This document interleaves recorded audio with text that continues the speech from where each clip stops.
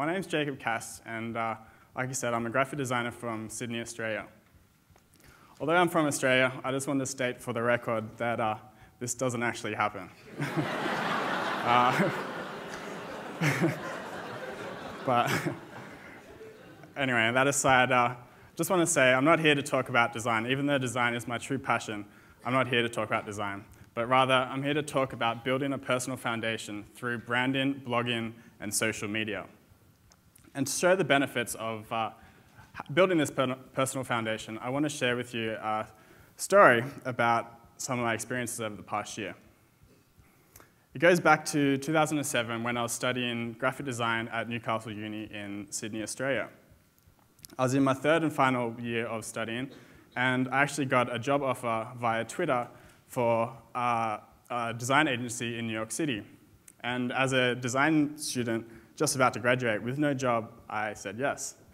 And 6 months later, I found myself in New York City. And I worked for this company for 6 months, and it was great. I learned a lot, made some new friends, and out of nowhere, 6 months later, they're like, hey, we don't need you. So I was let go from my job.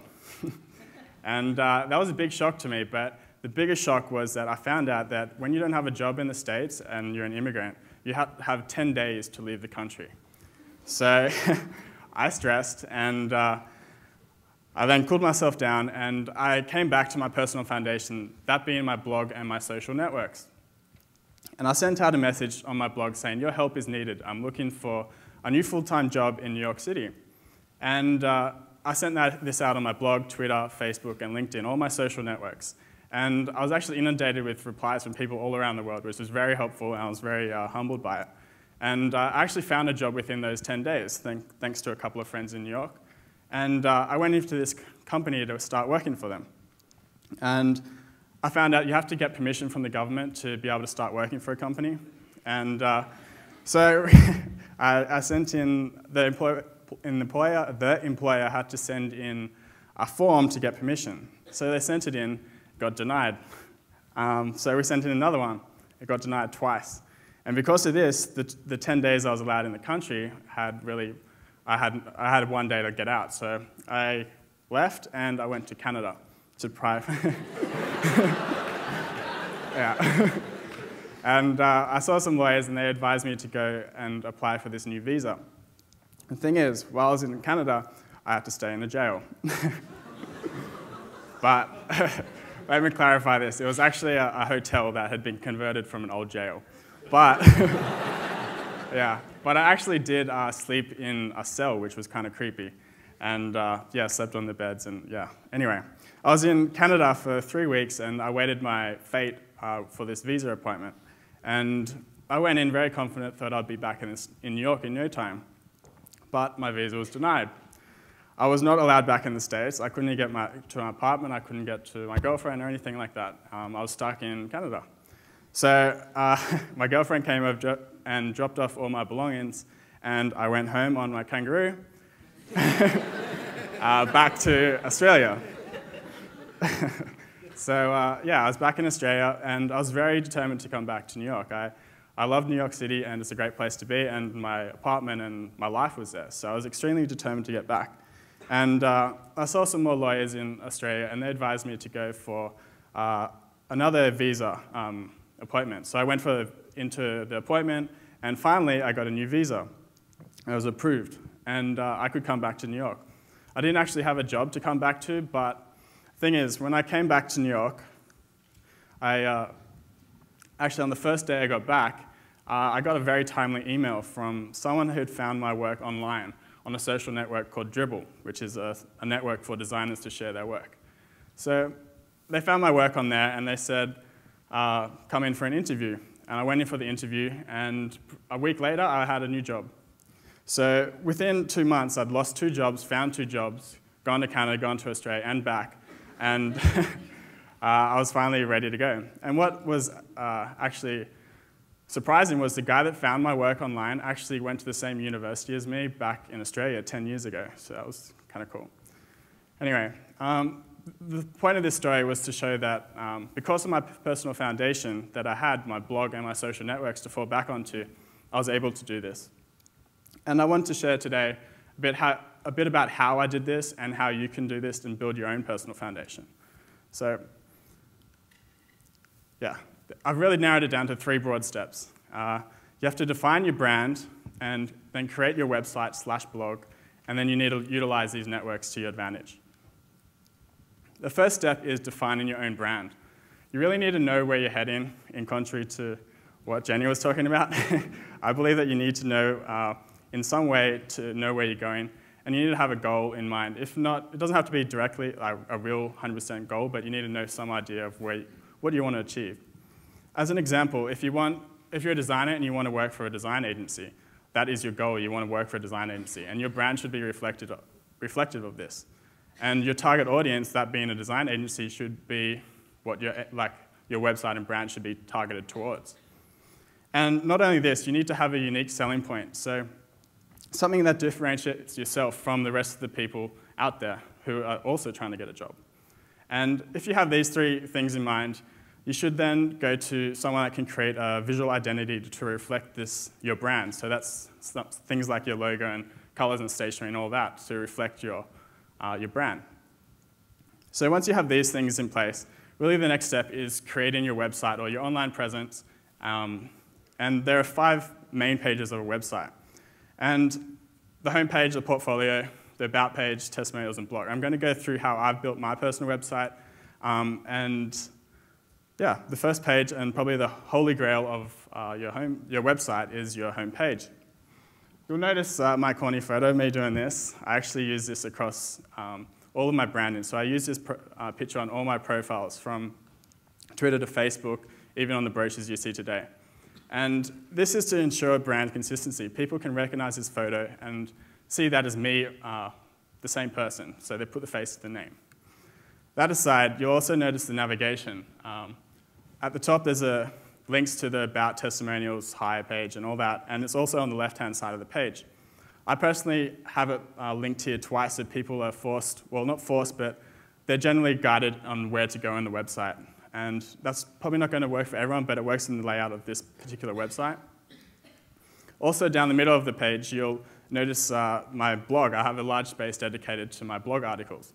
And about once a week, I write a blog article, and it comes up here. And on the right-hand side, you'll see the recent articles that's listed there. This is consistent across all pages of my website, so people can see that I update the site on a consistent basis. Above that, you'll see the Get Free Updates section. Basically, this is the area that people can choose to connect with me. So I offer them a number of options to connect with me. They can subscribe by email, they can subscribe by RSS, Twitter or Facebook, or a number of them. The reason I have all these methods is so people can choose how they connect with me. Not everyone knows what RSS is or uses Twitter, so it's good to spread yourself over a couple of networks. Moving on from the home page is the portfolio page. This is a page where you can really show what you're all about and what your work is about. So on this portfolio page, you can see little thumbnails of my work. You can click that and it will come up larger. If you're not a visual designer, you could have other snippets of your work or whatever it is. A good way to go into more depth is to have case studies on your website.